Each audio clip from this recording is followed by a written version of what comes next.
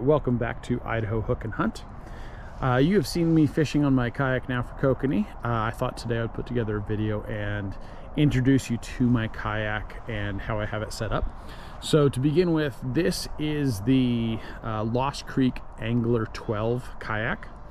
Lost Creek is a Sportsman's Warehouse brand. This kayak came from Sportsman's Warehouse. It comes in the 12 or the 10 version. There is a Lost Creek Angler 10 as well as the Angler 12. I decided to go with the 12 because I'm a little heavier at this point than what I should be, and I wanted the extra stability and extra buoyancy of the 12. But the 10 is very similar. I'll put a picture up here of it. So that is the Angler 10. These kayaks are not made by Sportsman's Warehouse. They are actually made by a company called Riot. And the Riot versions are the Mako 10 and Mako 12, which are pictured here as well.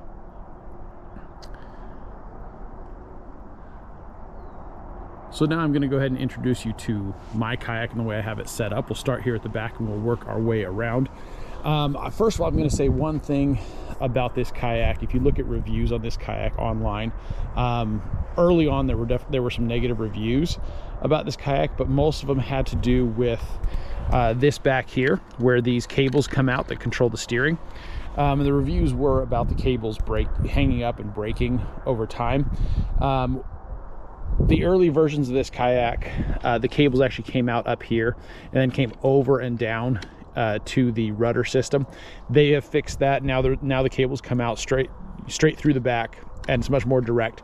So that is not an issue as it used to be with this kayak.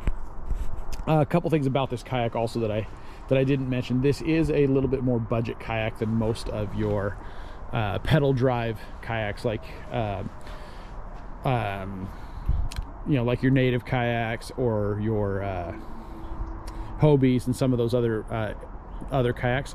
This kayak retails for about $2,000. However, I do know that Sportsman's Warehouse frequently does specials on it, and you can get it for significantly less. I've seen this one as low as about $1,500 in store at times when they have a sale going on it.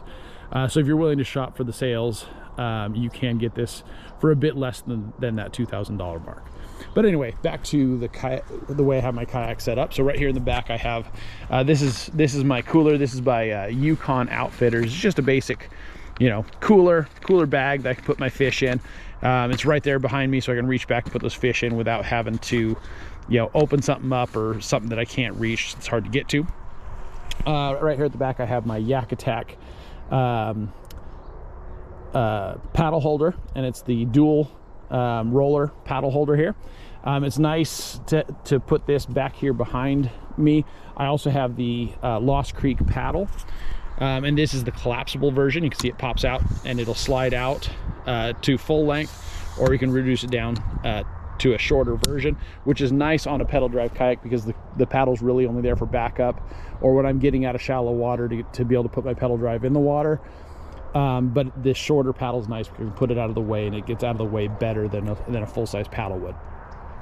So as we move forward, you can see right here on the back of my seat, I have this Yak Gadget gear bag.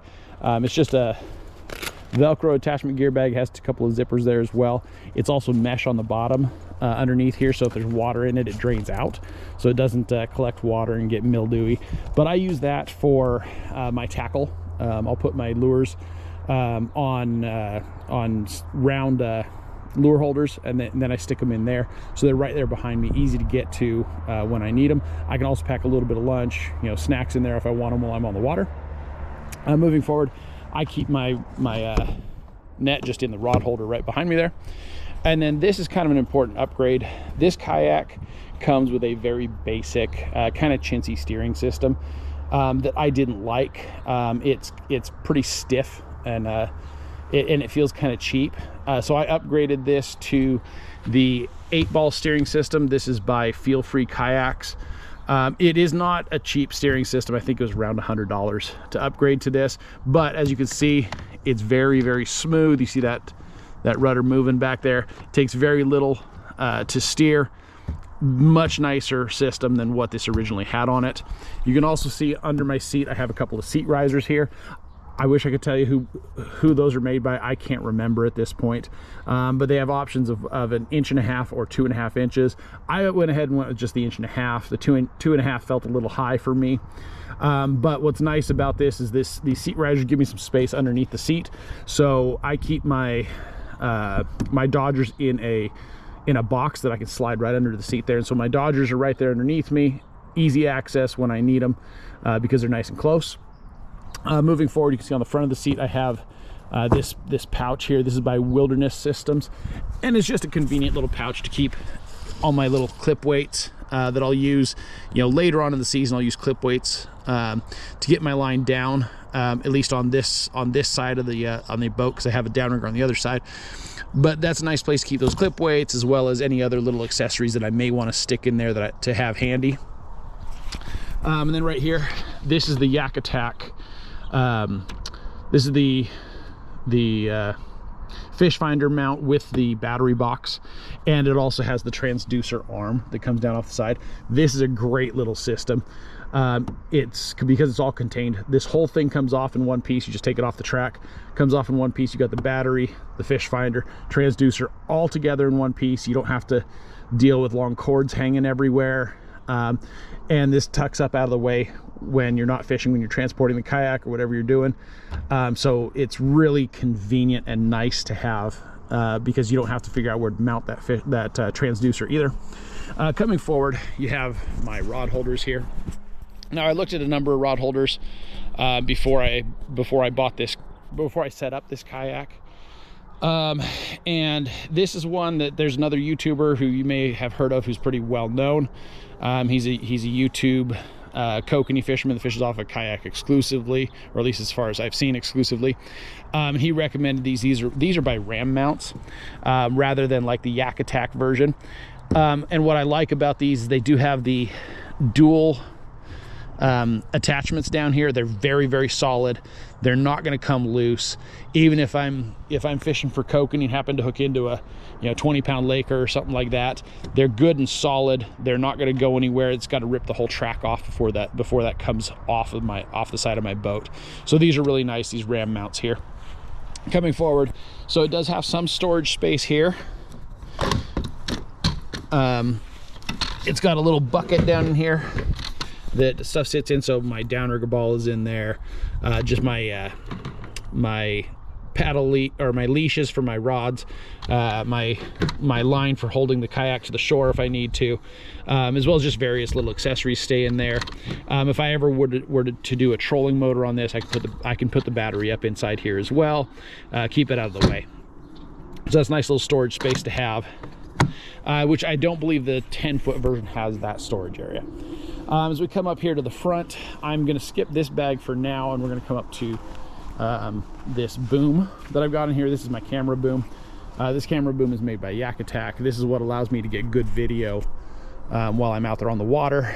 You can see it's a fairly long boom, but something about this also that it has, you can see it has a cord that is hanging here and a cord that hangs off down here at the bottom. These didn't come with it. I just attached these to this boom. But what this does, it allows me to plug my GoPro in at the top and then plug it in down here. I have a lithium ion battery that goes into this dry bag and plugs straight in, so I can run my GoPro all day without having to change out batteries, because when I'm sitting back here in the seat, it's awfully hard to get to my GoPro all the way up here. So I can just plug it into a battery that sits in that dry bag and it runs all day.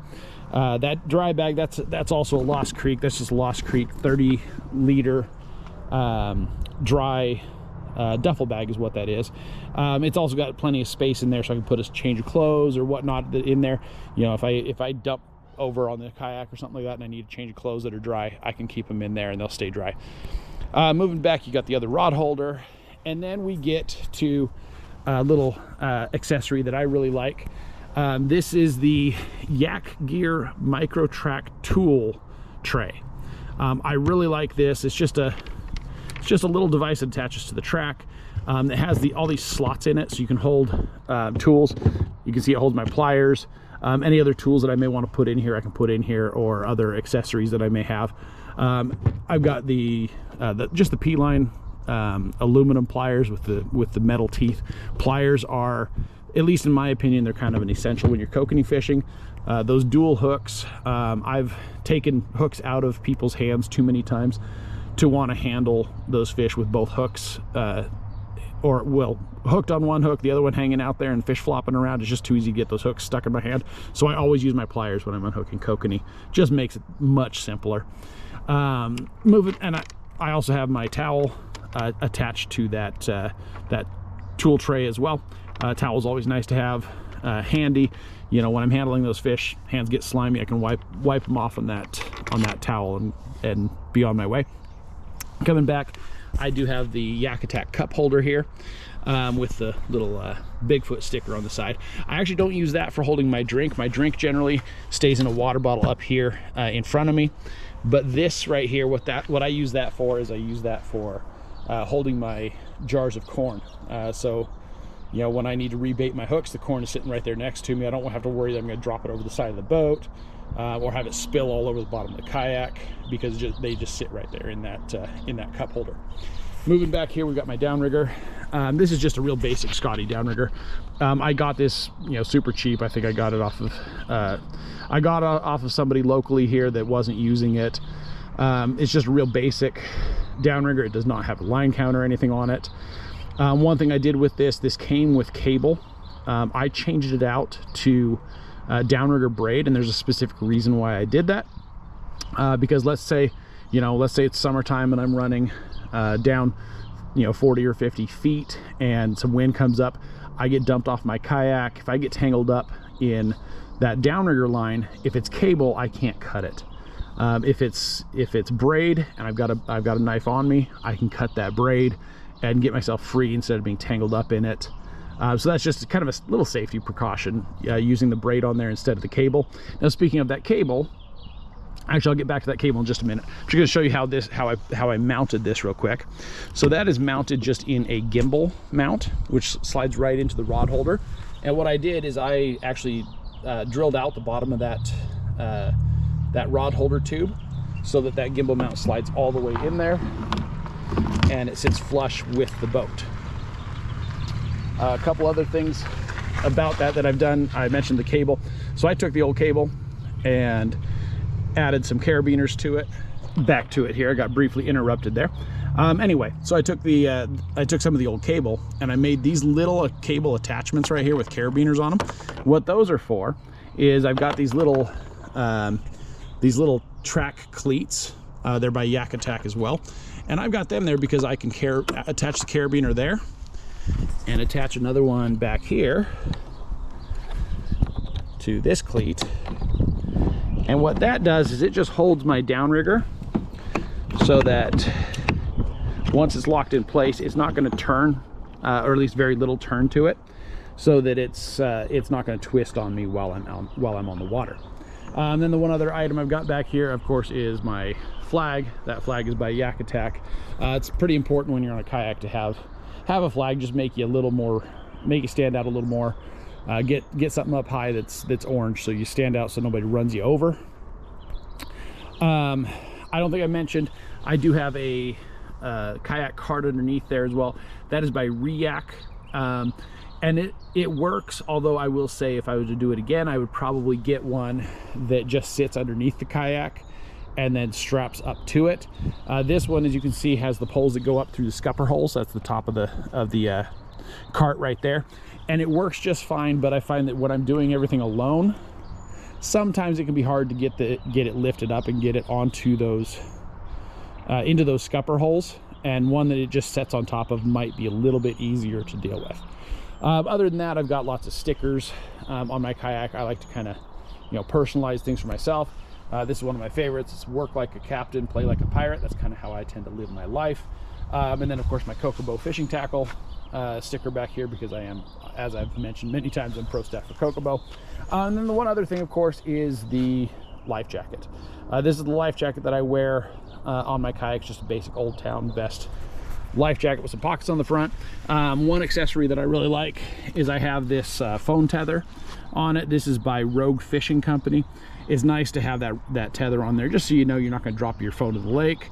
It's got, you know, it'll stretch out as far as you need it to, but it's always safe, and it's you know, you can tuck it into that pocket. It's right there, and you're never going to lose it. The one other thing that's on there is I do keep a little knife on the vest as well, for the reasons like I mentioned. You know, you get dumped over, it'll be, you know, you want to have that there with you so you can get yourself untangled if necessary. But also, you know, just having a knife on you when you're on the kayak is, I mean, I use it all the time if I want to bleed a fish, or, you know, cutting line real quick or something if I need to. It's nice to have a knife on me. Anyway, so that is my kayak. If you have additional questions about it, feel free to ask. I'm here to answer those questions and help you guys figure out what you want to do and how you want to do it. This is only one way that I go after kokanee. As you've seen, I have my boat and I have my kayak. The kayak is awfully nice when I am alone, because it's very quiet, very peaceful. I got my kayak last year, and I have to say I really enjoy being able to get out of my kayak. I don't get to do it very often because I almost always have people with me, but it is awfully nice to do when I have the opportunity. If you have any questions, like I said, feel free to ask. Thank you for watching Idaho Hook and Hunt, and we will see you next time.